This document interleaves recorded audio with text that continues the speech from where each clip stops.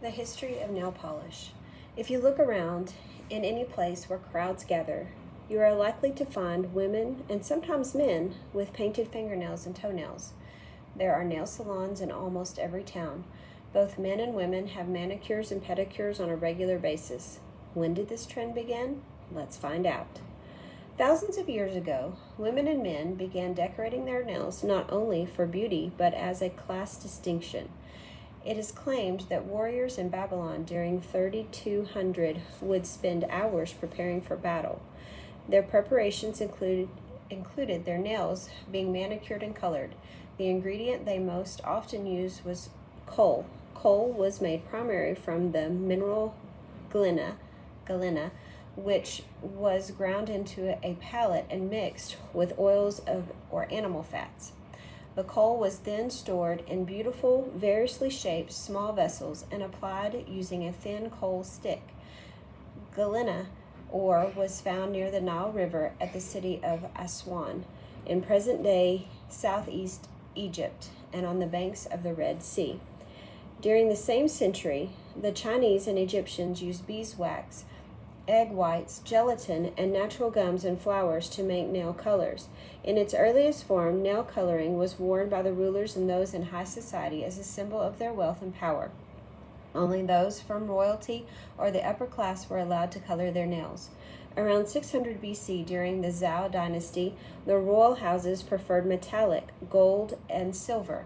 Should anyone in the lower class in China dare to wear nail polish, they would be sentenced to death. The techniques of the ancient Chinese eventually made their way across to India, Africa, and the Middle East. Cleopatra used plant extracts to dye her nails a deep blood red. We know that it was not just Cleopatra, however, because other mummified pharaohs were found with henna-stained nails. It was popular for women across India and Africa to dye their fingertips with henna as an adornment. Nail polish didn't make its way across into Europe until much later. Arriving in the late 18th century with trade deals from India and the Middle East, it was still very much associated with the wealthy at this stage until the first nail salon opened in the late 19th century in Paris. It was during this time that French manicures became available to the general public. Mary E. Cobb was born in May 1852. Her father, Pleasant A. Cobb, was a carpenter and a descendant of Ambrose Cobbs, a wealthy businessman who came to America from England in 1635. After the Civil War, Mary Cobb moved from Lynchburg, Virginia to New York City with her mother and two brothers. While living in New York City, Mary met and married Dr. Joseph Parker Pray. Dr. Pray was a New England podiatrist who made his fortune selling foot powders and ladies' cosmetics. Shortly after her marriage, Mary traveled to France as a companion of the Bronis de Rothschild, where she learned the skill of nail manicure. French manicuring was quite popular in Europe, but was not as well known in America. Mary Cobb returned home and opened her own manicure salon in Manhattan in 1878. She redeveloped the French manicure process by developing a specific series of steps, which included soaking the fingers, carefully trimming the nails, and using a specifically designed file to shape the nail. To complete the process, she created an enamel that would ensure that the nail was protected as well as giving color to the nail. Although her husband originally allowed her to finance her salon as an extension of his own business, over time she was able to stand alone. She began to focus on high-end market and eventually had businesses in two townhouses on West 23rd Street in New York and branches in Chicago, Washington, Boston, and Philadelphia. In addition to manicures, Cobb began offering hairdressing and skincare. The most lasting contribution she made to the nail care industry was the invention of the emery board. An emery board is a stiff cardboard or paper strip that is covered with the mineral emery, sand, or similar rough substance. When you move an emery board back and forth across a nail, the rough surface creates friction, which gently removes small amounts of the nail and allows you to create a smooth surface. In essence, it is sandpaper for the nails. By 1900, Mary Cobb's business was one of the largest female-owned and managed businesses in the world. In 1911, the Cutex Company was launched with only one product, an extract for softening cuticles around the nail bed. Take a look at your own fingernails. Notice that the bottom of your nails has a tiny patch of skin that connects the skin to your fingers to your fingernail.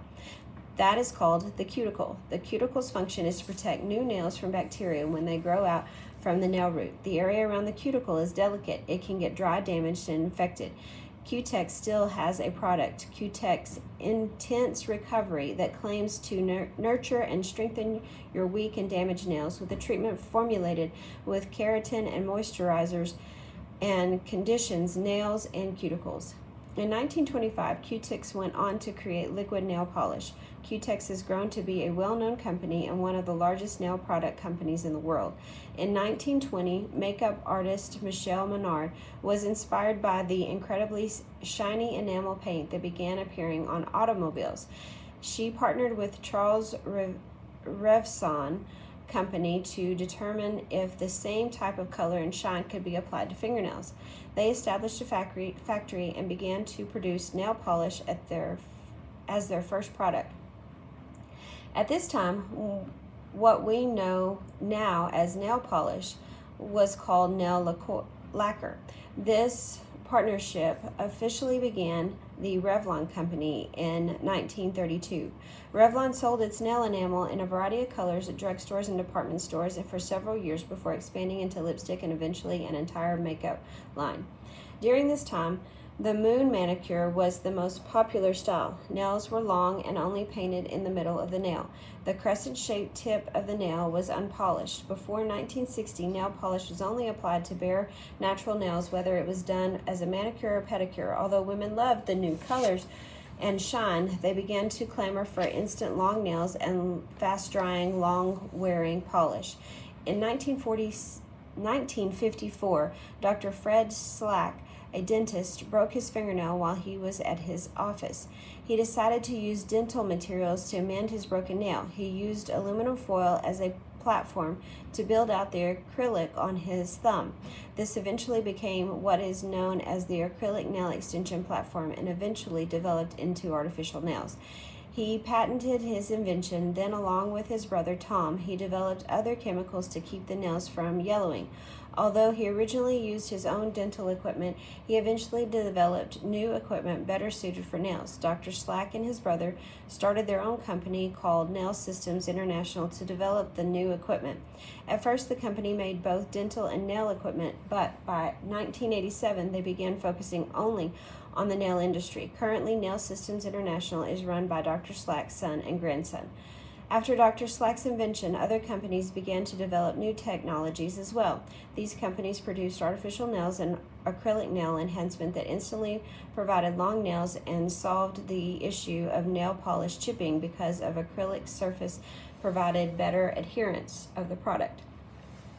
In 1982, James Gallardo introduced the idea of hard gel polishes. These gel polishes came in jars, and the liquid is brushed into the natural nail and hardened or cured. Then it is exposed to UV light. They are called hard gels because once they are cured, they don't chip. The only way to remove them is by filing them off. In 1900, the first UV top coat was invented. Its formula was created to be a clear covering for traditional nail polish. The nail technician would apply nail polish to the customer's nails, then apply the top coat, wait 3 minutes, and then expose the nails to UV light for 3 or 4 minutes. The top coat would then protect the nails and keep the polish from chipping off. But because it was gel, it's also hard to be filed off. The first long-wearing nail polish that wears like a gel, but then can be removed with nail polish remover, was invented in 2007. Unlike the traditional nail polish, which can take up to an hour to dry, this long-wearing polish air dries in just 5 minutes and can last up to 2 weeks without chipping. The main ingredient in regular nail polish is something called nitrocellulose, originally known as gun cotton. It made its plant fiber and the stuff that makes TNT explode. TNT stands for trinitrotoluene. It is a pale yellow solid organic nitrogen compound that melts in 178 degrees Fahrenheit and explodes in 465 degrees Fahrenheit. Because your body isn't nearly that hot, there isn't any chance that it will explode.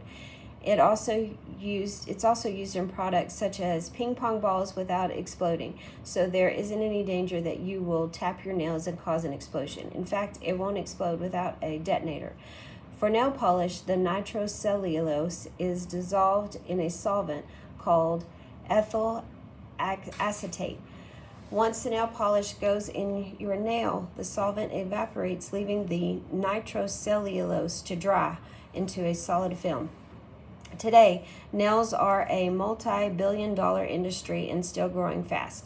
Many salons offer basic services as well as decorative nails with intricate designs and even gemstones. The nail polish industry has come a long way from its origins. I wonder what Cleopatra would say about it now.